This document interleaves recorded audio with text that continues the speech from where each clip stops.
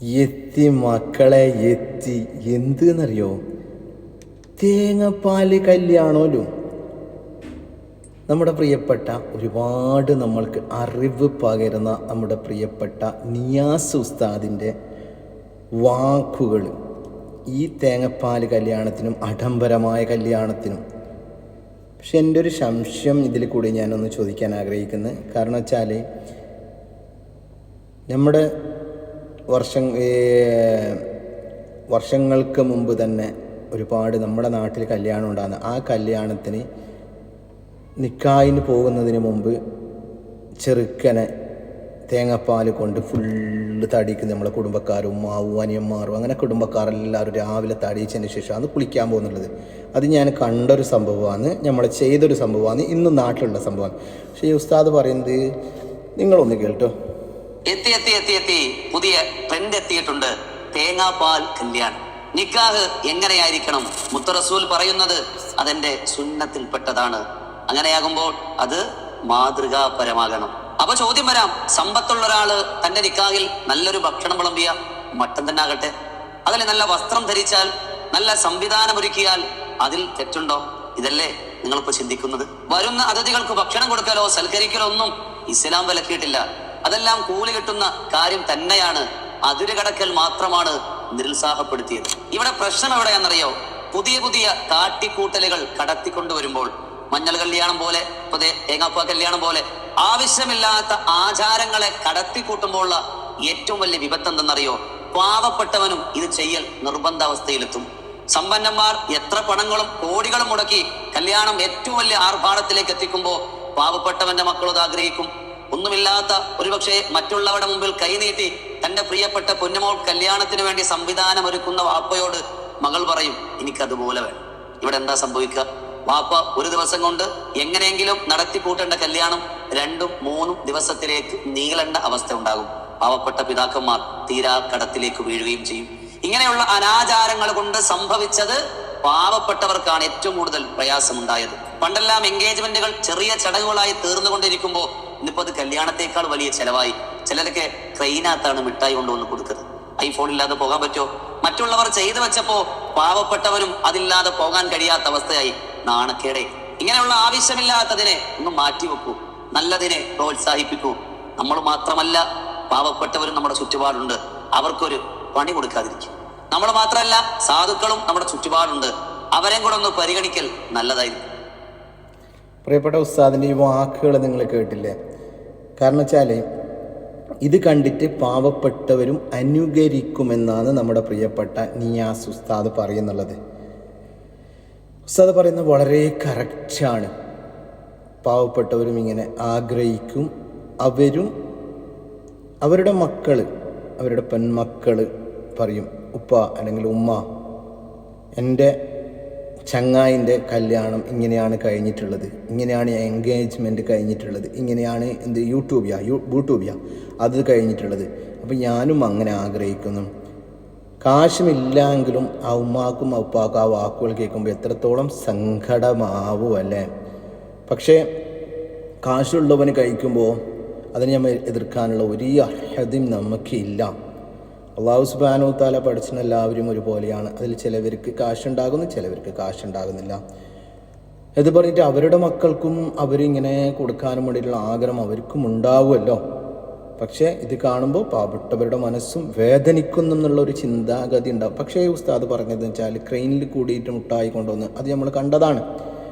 അതേപോലെ തന്നെ ചില ക്യാഷുള്ളവർ അവർ മക്കളെ കല്യാണം കഴിക്കുമ്പോൾ പാവപ്പെട്ടവരെയും കഴിക്കുന്ന ചരിത്രവും നമ്മൾ കണ്ടിട്ടുണ്ട്. ഒരുപാട് ആളുകൾ, അത് നമ്മളെല്ലാവരും കണ്ടതല്ലേ.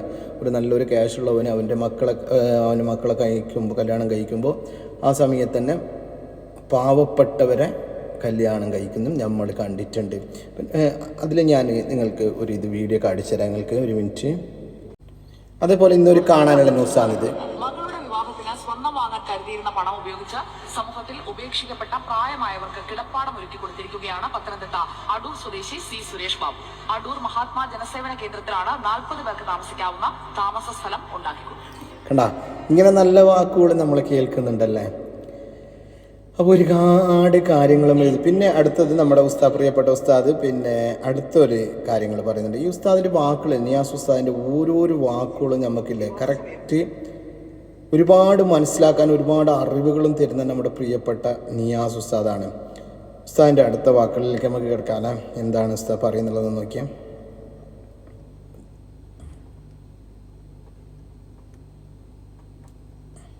എനിക്കിന്ന് സംസാരിക്കാനുള്ളത് മുസ്ലിങ്ങളിലെ വിശ്വാസികളോടാണ്.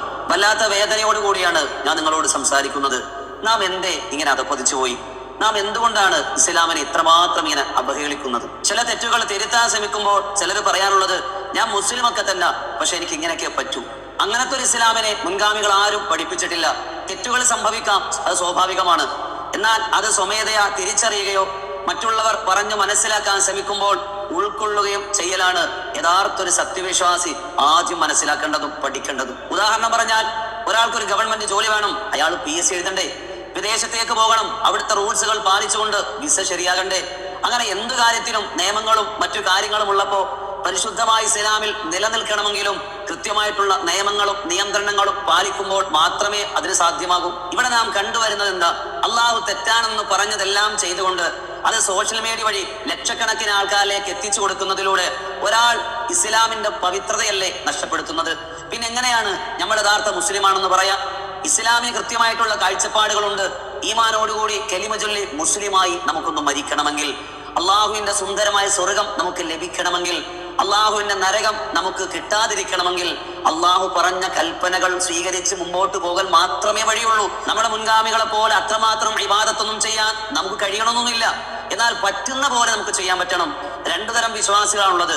ഒന്ന്, അള്ളാഹുവിന് അത്രമാത്രം ഇഷ്ടപ്പെടുന്നവർ. അവർ അള്ളാഹു പറഞ്ഞ എല്ലാ വിഷയങ്ങളും കൃത്യമായി പാലിക്കും. കാരണം അവർക്ക് അള്ളാഹ് അത്രമാത്രം പ്രിയപ്പെട്ടതാ.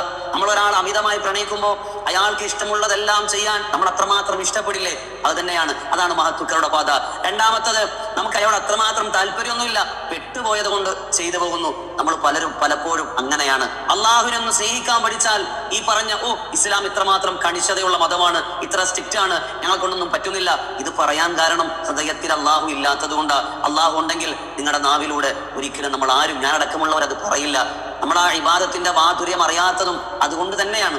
ഞാനിതൊക്കെ പറയുമ്പോൾ നിങ്ങൾ വിചാരിക്കേണ്ട ഇയാളേതോ വലിയ മഹാനാണ്. ഞാനൊന്നുമല്ല, ചെറിയൊരു മുത്തഅലിമാണ്. നിങ്ങളുടെ പലരുടെ ഇബാദത്ത് പോലും ചിലപ്പോൾ എനിക്ക് ഉണ്ടാകണമെന്നില്ല. ഞാൻ ആദ്യം എൻ്റെ നെഫ്സിനോടും പിന്നെ എൻ്റെ പ്രിയപ്പെട്ട നിങ്ങളടുത്തും പറയാണ്, നമുക്ക് മാറണം. നമ്മൾ മാറിയേ പറ്റൂ. അള്ളാഹുവിന് പൊരുത്തമുള്ള ഒരു അടിമയാകണം നമ്മൾ. ചെയ്തു പോയ പാപങ്ങൾ ധാരാളമുണ്ട്. നിങ്ങൾ ഒരു മനുഷ്യന്മാരെയും അത് അറിയിക്കണ്ട. പ്രിയപ്പെട്ട ഭർത്താവിനോടോ ഭാര്യയോടോ പോലും പറയണ്ട, ഉമ്മാട് ഉപ്പാട് പോലും പറയണ്ട. റബ്ബിനോട് നേരിട്ട് പറയുക, അള്ളാഹു ഗഫൂറുമാണ്, പുറത്തു വരും. നല്ലൊരു മനുഷ്യനായി, അള്ളാഹിന് പ്രിയപ്പെട്ടവനായി, പ്രിയപ്പെട്ടവളായി ഇൻഷാ അല്ലാഹ് നമുക്ക് ജീവിച്ചു മരിക്കാം. തെറ്റുകളൊക്കെ അള്ളാഹ് പുറത്തു വരും. അള്ളാഹു നമ്മളെ സ്വീകരിക്കട്ടെ. ഉസ്താദ് പറഞ്ഞ വാക്കുകളുണ്ടല്ലോ, എത്രത്തോളം ഓരോരാളും ഹൃദയത്തിൽ ഏറ്റെടുക്കേണ്ട ഒരു കാര്യമാണല്ലോ നമ്മുടെ പ്രിയപ്പെട്ട നിയാസ് ഉസ്താദ് പറഞ്ഞ വാക്കുകൾ. അതേപോലെ തന്നെ ഞാൻ ഇതിനു മുമ്പ് നമ്മളൊരു ആളെ പറ്റിയിട്ട് ഞാനൊരു വീഡിയോ ഇട്ടിട്ടുണ്ടായിരുന്നു. അതിൽ വരുന്ന കമൻറ്റുകളുണ്ടല്ലോ, ഞാൻ ഒരു തങ്ങളെയോ ഒരു പണ്ഡിതനെയോ ഒരു സയ്യിദികളെയോ ഞാൻ ഒരിക്കലും കുറ്റം പറഞ്ഞിട്ടില്ല. ഞാൻ എന്താണ് ആ വീഡിയോയിൽ പറഞ്ഞതെന്ന് വെച്ചാൽ, സ്ത്രീകളുടെ മുമ്പിൽ നിന്ന് അന്യ സ്ത്രീകളുടെ മുന്നിലാണ് ഇങ്ങനെ ഡയറക്റ്റ് നിന്ന്, പിന്നെ അവർക്ക് ഒരുപാട് ഫضലുകൾ വന്നിട്ട് പറയട്ടെ എന്ന് പറഞ്ഞിട്ടുള്ള വീഡിയോ ആണ് ഞാൻ ചെയ്തിട്ടുണ്ടായിരുന്നത്. എൻ്റെ കഴിഞ്ഞ വീഡിയോ നിങ്ങൾ കണ്ടാൽ മനസ്സിലാക്കാം.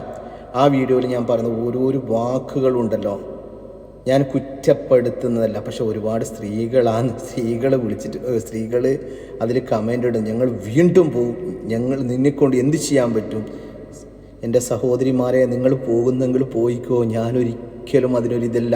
പക്ഷെ ഞാൻ പറഞ്ഞത്, നിങ്ങൾ പോകുന്നുണ്ടെങ്കിലും എന്തിന് വീഡിയോ എടുത്തിട്ട് വീണ്ടും അത് യൂട്യൂബിലിടുന്ന എന്ന് മാത്രമേ ഞാൻ ചോദിച്ചിട്ടുള്ളൂ. അല്ലല്ല നിങ്ങൾ പോകുന്നു, നിങ്ങൾ ഇതാക്കുന്നു, എനിക്കെന്താക്കണം, എനിക്ക് എൻ്റെ കാര്യം നോക്കിയിട്ട് നടന്നാൽ പോരെ. പക്ഷേ നമ്മുടെ പ്രിയപ്പെട്ട ഉസ്താദിനും അങ്ങനെ നടന്നാൽ മതി. ഉസ്താദ് ഓരോരോ കാര്യങ്ങളും വിളിച്ച് പറയുന്നത് എന്തിനു വേണ്ടിയിട്ടെന്നറിയോ? അതൊരു മുത്തഹല്ലിമായത് കൊണ്ട്. പക്ഷെ ഞാനൊന്നും അങ്ങനെയല്ല കേട്ടാ. ഞാനത് കണ്ടിട്ടാകുമ്പോൾ എൻ്റെ ഒരു ഇത് നിങ്ങളോട് പറഞ്ഞതേ ഉള്ളൂ. അപ്പോൾ എൻ്റെ ഈ വീഡിയോ ഇഷ്ടപ്പെട്ടിട്ടുണ്ടെങ്കിൽ നിങ്ങൾ കമൻറ്റ് ഇടാം കേട്ടോ. എല്ലാവർക്കും നല്ലത് പറ്റുന്നിട്ട് പ്രാർത്ഥിക്കാം.